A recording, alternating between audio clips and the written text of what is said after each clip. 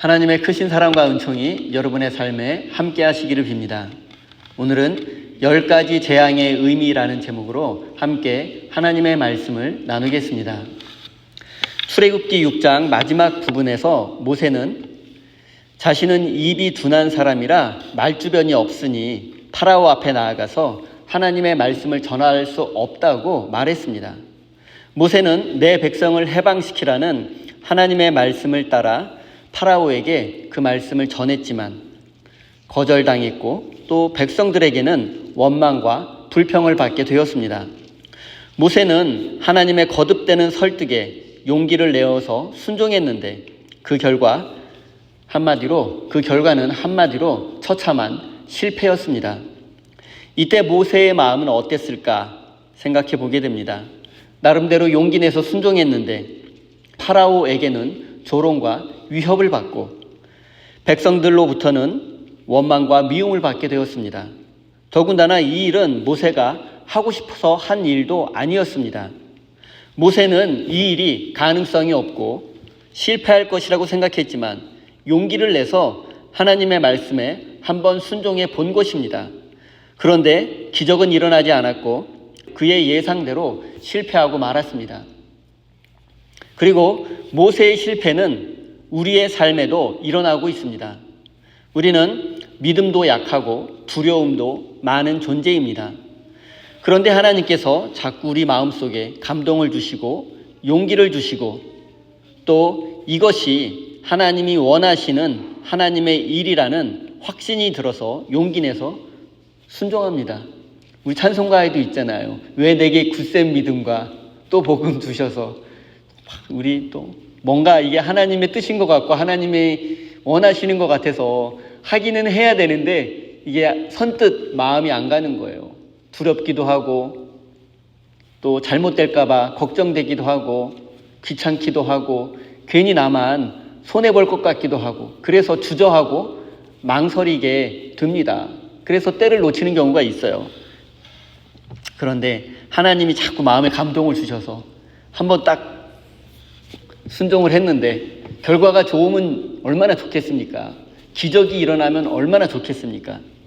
그런데 결과가 좋지 않고 오히려 손해보고 사람들에게 쓸데없는 짓 했다고 손가락질이나 받고 또 세상 물정 몰라서 저런다고 잔소리만 들을 때가 있습니다.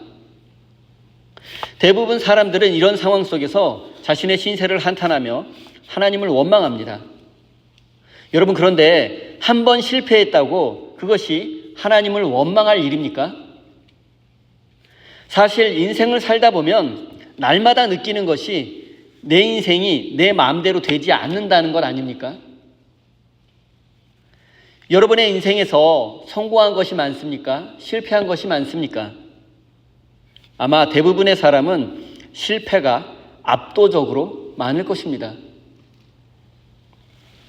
그런데 한번 믿음으로 순종한 일이 원하는 대로 되지 않았다고 그게 그렇게 아프고 힘들고 절망할 일입니까? 하나님을 원망할 일입니까? 그런데 우리는 왜 이렇게 한 번의 실패에 소망을 잃고 절망에 빠지는 것입니까? 그것은 우리가 하나님의 뜻에 순종하기만 하면 성공하고 놀라운 결과가 있을 것이라고 믿기 때문입니다. 이것은 착각이죠. 여러분, 한번 믿음으로 순종하기만 하면 대단한 일이 일어나고 드라마 같은 일이 펼쳐질 것이라고 우리가 기대하고 있기 때문입니다. 여러분, 그러나 많은 경우에 하나님의 부르심 안에는 모세가 경험했던 것처럼 처참한 실패가 계획되어 있고 때로는 지루해서 견딜 수 없을 정도로 무의미한 것처럼 느껴지는 시간이 포함되어 있습니다. 그런데 내가 이렇게 순종한다고 해서 누가 알아주기나 하나? 언제까지 이런 일을 해야만 하는가? 라는 생각이 우리를 괴롭힙니다. 꾸준히 열심히 하는데 이게 무슨 짓인가? 시쳇말로 삽질하는 거 아닌가?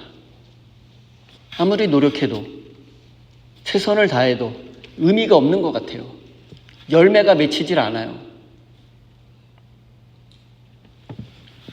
우리가 하나님의 말씀에 순종하고 이것이 하나님의 뜻이 확실하다면 여러분 한 번에 멋지게 성공해야 되는 거 아닙니까? 여러분 그렇지 않습니다. 하나님의 부르심은 오히려 정반대인 경우가 더 많습니다. 하나님은 우리를 성공이 아니라 실패와 낮아짐의 자리로 부르십니다. 우리의 생각에는 우리가 순종했을 때 대단한 일이 일어나고 성공해야 좋겠지만 우리는 하나님의 생각과 계획이 우리보다 더 넓고 깊다는 사실을 인정해야 합니다. 여러분, 우리가 인정할 수밖에 없는 사실은 고난과 실패의 자리에서 그리고 인생의 가장 낮은 자리에서 우리를 고쳐주시고 우리를 높여주시는 하나님을 만나게 된다는 사실입니다. 우리는 인생의 가장 낮은 자리에서 실패의 자리에서 하나님의 크신 은혜를 누릴 수 있다는 사실을 깨달아야만 합니다. 우리 인생에 고난이 없으면 좋겠지만 고난은 하나님 앞으로 나아가는 가장 확실한 지름길이라는 사실을 잊지 말아야 합니다. 여러분 주변에 한번 보세요. 고생 많이 하신 분들, 실패를 많이 겪으신 분들, 굉장히 좀 기본 자세가 낮아져 계시잖아요. 겸손하시잖아요. 그분들이 왜 그렇게 됐을까요? 인생이 내 마음대로 안 되는 것을 통해서 내 인생이 아니라 하나님이 내 인생의 주인이시구나 라는 것을 체험적으로 깨달은 거예요. 하나님이 나를 이끌어 가시는구나. 하나님이 이끄시는 대로 한 발짝 한 발짝 따라 나아가야지 내 욕심으로 막 뛰어가면 안 되겠구나.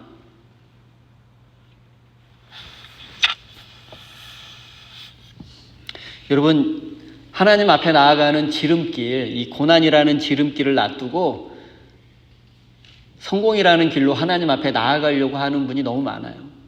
여러분, 기독교는 성공의 종교가 아니에요. 높은 사람들만, 성공한 사람들만 하나님 잘 믿고 하나님이 그런 분들만 복을 주시고, 여러분 기독교는 그런 종교가 아닙니다. 기독교는 오히려 정반대의 종교예요. 낮은 자리에서, 고난의 자리에서, 절망의 자리에서 삶의 의미를 깨닫고 하나님을 만나고 하나님이 나를 회복시켜 주시고 손잡고 나를 이렇게 세워주시는 그 하나님을 만나는 종교가 기독교인데, 그러려면 낮아져야 돼요. 실패도 해봐야 되고 고생도 해봐야 되고. 사랑하는 성도 여러분, 믿음은 실패의 자리에서도 끝까지 신실함을 지키는 것입니다. 고난과 고통의 순간에 절망하는 것이 아니라 하나님의 시간을 기다리며 하나님을 신뢰하는 것, 그것이 바로 믿음이라는 사실을 마음 깊이 새기시기 바랍니다. 4절 말씀입니다. 바로가 너희의 말을 듣지 않을 때에 나는 손을 들어 큰 재앙으로 이집트를 치고 나의 군대요 나의 백성인 이스라엘 자손을 이집트 땅에서 인도하여 내겠다. 하나님은 히브리 백성의 신음소리를 들으시고 그들을 해방시키기 위해서 모세를 지도자로 세우셨고 그에게 출애굽이라는 사명을 맡기셨습니다. 그런데 출애굽은 처음부터 쉽지 않았습니다. 이집트의 파라오가 완고한 마음으로 히브리 백성들을 더욱 혹독하게 다스렸기 때문입니다.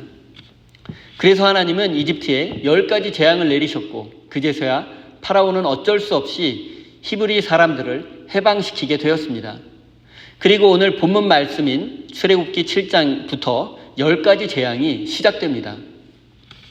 저는 이 10가지 재앙을 생각할 때마다 왜 10가지 재앙이나 필요했을까?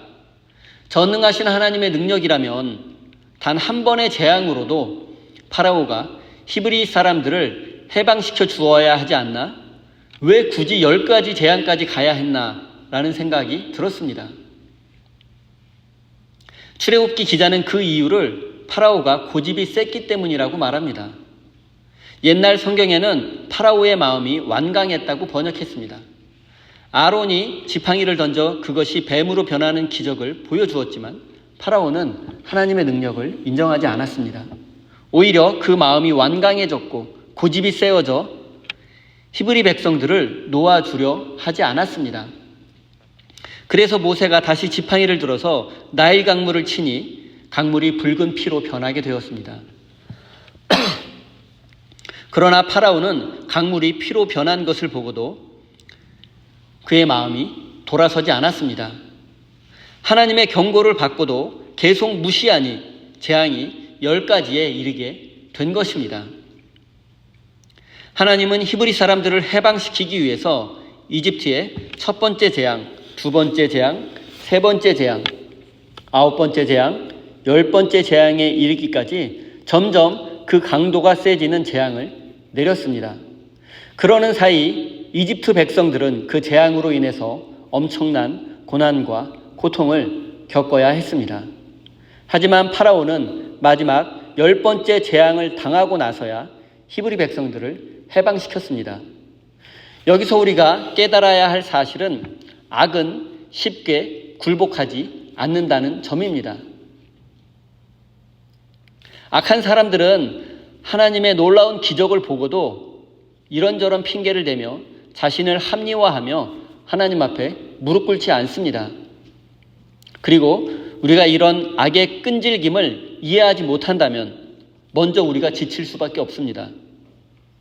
우리는 인생의 문제를 단번에 해결하기 원하고 악한 사람이 한 방에 벼락에 맞는 심판을 받기를 원하지만 현실은 그렇지 않습니다. 여러분, 그래서 선한 사람이 먼저 지칩니다.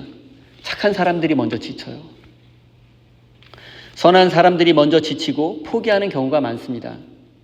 우리는 악의 뿌리가 깊고 그것을 뿌리 뽑기 위해서는 오랜 세월이 걸린다는 사실을 인정해야 합니다. 그래야만 마음의 여유가 생기고 쉽게 지치지 않으며 장기적으로 악에 맞서 싸울 수 있기 때문입니다. 여러분, 우리는 인생을 바라보고 세상을 바라보고 또 역사를 바라볼 때 이런 장기적인 안목이 필요합니다.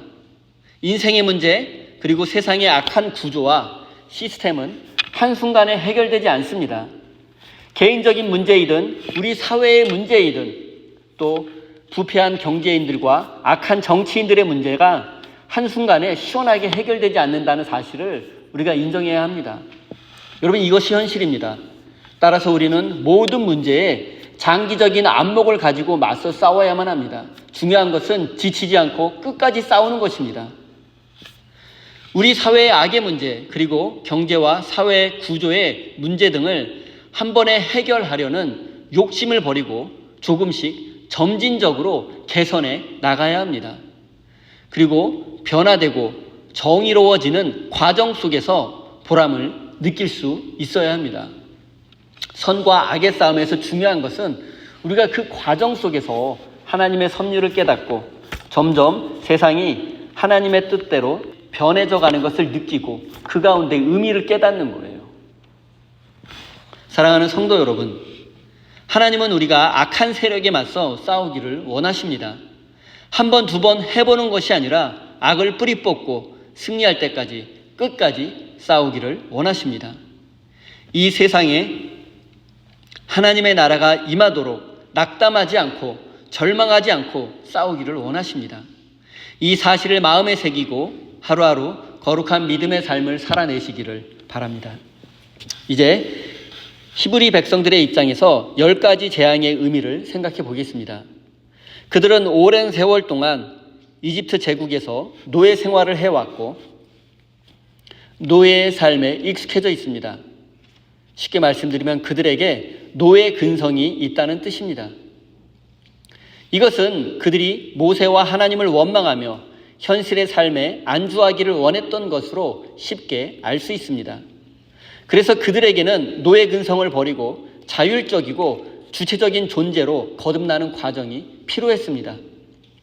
하나님을 섬기는 삶은 의무감이나 책임감 그리고 명령에 의해서가 아니라 스스로 하나님의 사랑과 은혜를 깨닫고 결단해야만 가능한 것이기 때문입니다. 그들은 10번이나 반복되는 하나님의 능력을 통해서 파라오와 제국의 힘보다 하나님이 더 강하고 위대하심을 깨닫게 되었습니다. 그리고 그들은 10가지 재앙을 지켜보면서 자신들이 하나님께 선택받은 백성임을 자각하게 되었고 하나님에 대한 확신을 가지게 되었습니다. 출애굽기 12장을 보면 그들이 10가지 재앙을 통해서 하나님의 능력을 경험하게 되었고 그 결과 하나님의 군대가 되었다는 말씀이 있습니다. 우리는 흔히 10가지 재앙을 생각하면서 하나님은 왜 한 번의 문제를 해결하지 않으시고 계속해서 반복적으로 조금씩 해결해 나가시는지 답답함을 느끼고 혹시 하나님이 능력이 부족하거나 무관심하신 것은 아닌지 의심할 수도 있습니다. 하지만 하나님께서 10가지 재앙을 통해서 우리에게 말씀하시는 것은 하나님의 일을 할 때에 지치거나 낙담하지 않고 끈기를 가지고 끝까지 싸우는 법을 알려주시려는 것입니다. 또한 우리는 그 과정을 통해서 하나님의 능력을 경험할 수 있습니다. 그 결과 우리는 하나님을 위해서 싸우는 하나님의 군사로, 하나님의 군대로 거듭나게 되는 것입니다. 사랑하는 성도 여러분, 믿음의 싸움은 단 한 번의 싸움으로 결판 나는 것이 아니라 우리의 모든 삶의 과정을 통해서 반복되는 것이며 우리가 지쳐 쓰러지지 않으려면 하나님을 끝까지 신뢰하는 믿음이 필요하다는 사실을 기억하시기 바랍니다. 10절 말씀입니다. 모세와 아론은 바로에게 갔다. 그들은 주님께서 분부하신 대로 하였다. 아론이 바로와 그의 신하들 앞에 자기의 지팡이를 던지니 그것이 뱀이 되었다. 이집트의 10가지 재앙이 시작되기 전에 하나님은 모세와 아론을 통해서 마지막으로 당신의 능력을 보여주셨습니다. 그것은 아론이 파라오 앞에 던진 지팡이가 뱀으로 변한 것입니다. 하지만 파라오는 이 기적을 보고서도 하나님의 능력을 인정하지 않았습니다. 곧바로 이집트 왕궁의 마술사들도 지팡이로 뱀을 만들었기 때문입니다. 이집트를 포함한 고대 근동의 제국에는 왕궁에 마술사들이 있었고 그들은 왕권을 강화하고 통치의 정당성을 부여하는 역할을 했습니다. 현대의 관점으로 보면 당시 마술사들은 과학자 또는 기술자 그리고 철학자와 심리학자, 연금술사 등에 해당됩니다. 그들은 자신들이 소유한 특별한 지식과 기술로 왕의 권위를 높이는 역할을 했습니다. 요즘식으로 말하면 파라오는 기술과 정보를 독점함으로써 그것을 자신의 권력을 강화하는 수단으로 사용했던 것입니다. 이집트의 마술사가 구체적으로 어떻게 나무로 뱀을 만들었는지 알 수는 없지만 아마 마술사들이 주로 사용하는 눈속임이거나 특별한 기계장치 등을 사용했을 수 있습니다. 하지만 마술사들이 보여준 기적은 잠시뿐이었습니다. 아론의 지팡이로 만든 뱀이 곧 그들의 뱀을 삼켜버렸기 때문입니다. 이것은 하나님의 능력이 이집트 제국을 압도한다는 것을 상징하는 것입니다. 잠시 고대 이집트에서 지팡이와 뱀이 무엇을 의미했는지 살펴보겠습니다. 지팡이는 왕의 권위와 능력을 상징하는 물건이었습니다. 왕의 지팡이를 보통 홀이라고 부릅니다. 그리고 독사로 알려진 코브라는 이집트의 수호신이었습니다. 그래서 파라오들은 왕관에 코브라를 새겨 넣었고 이 코브라는 파라오의 권위에 도전하는 자들에게 죽음을 경고했습니다. 그리고 우리가 살고 있는 이 세상에도 파라오의 마술사들과 그들이 만든 지팡이, 그들이 만든 뱀이 득세하고 있습니다. 이 시대의 마술사들과 뱀은 이 시대의 정치, 경제, 사회에 불이한 권력자들입니다. 이들은 자신의 욕심과 야망을 이루기 위해서 힘없는 자들을 압제하고 그들 위해 군림하는 자들입니다. 권력자들에게 부역하는 자들입니다. 또한 위선과 거짓의 가면을 쓰고 이웃의 소유를 빼앗고 힘없는 자들을 외면하고 멸시하는 자들입니다. 그러나 우리는 하나님의 지팡이가 마술사의 뱀을 삼켰듯이 불의한 자들에게는 하나님의 심판이 임할 것을 기억해야 합니다. 사랑하는 성도 여러분, 하나님은 10가지 재앙을 통해서 죄인들이 하나님의 능력을 깨닫고 회개하기를 원하십니다. 또한 우리는 하나님의 능력을 신뢰하고 새로운 사람으로 거듭나야 합니다. 사랑하는 성도 여러분, 파라오는 아론의 지팡이가 뱀으로 변한 기적을 보고서도 하나님의 능력을 인정하지 않았고 그 결과 10가지 재앙이라는 끔찍한 재앙을 초래하고 말았습니다. 사랑하는 우리 세임교회 성도 여러분, 세상이 혼돈 가운데 있고 10가지 재앙으로 많은 사람들이 고통당하고 있는 이유는 우리가 하나님의 능력을 온전히 신뢰하고 있지 않기 때문입니다. 하나님의 능력을 믿고 의지하며 하나님만 신뢰하는 사람이 되어서 이 세상을 정의와 평화의 나라로 만들어가는 하나님의 일꾼이 되시기를 예수님의 이름으로 축원드립니다. 기도하겠습니다. 하나님, 우리는 인생이 우리 마음대로 되지 않고 또 실수와 실패를 반복할 때마다 남 탓하며 하나님을 원망하기도 하고 쉽게 좌절하기도 했습니다. 하나님의 일꾼으로서 이 세상의 악에 맞서 싸워야 할 우리가 작은 실패 앞에 용기를 잃고 포기하는 어리석은 자가 되지 않게 큰 믿음을 주십시오. 하나님, 세상은 여전히 파라오의 지팡이가 득세하고 있는 것처럼 보입니다. 하지만 그것은 잠시뿐이며 궁극적으로 하나님께서 이 세상 역사를 주관하신다는 사실을 잊지 않게 하시고 끝까지 하나님을 신뢰하며 믿음의 삶을 살아낼 수 있도록 인도해 주십시오. 사랑의 하나님, 우리 세임교회 성도들이 기쁨으로 예물을 드립니다. 이 예물에 담겨 있는 저들의 진실한 마음과 믿음까지 받아주시고 저들의 삶에 하나님께서 주시는 평화가 넘치게 하시고 의미 충만한 삶이 되게 해 주십시오. 사랑의 하나님, 이 예물들이 하나님의 뜻에 온전히 합당한 곳에 사용되게 하시고 주님의 몸된 교회와 이웃을 위해서 아름답게 쓰여지게 해 주십시오. 예수님의 이름으로 기도드립니다.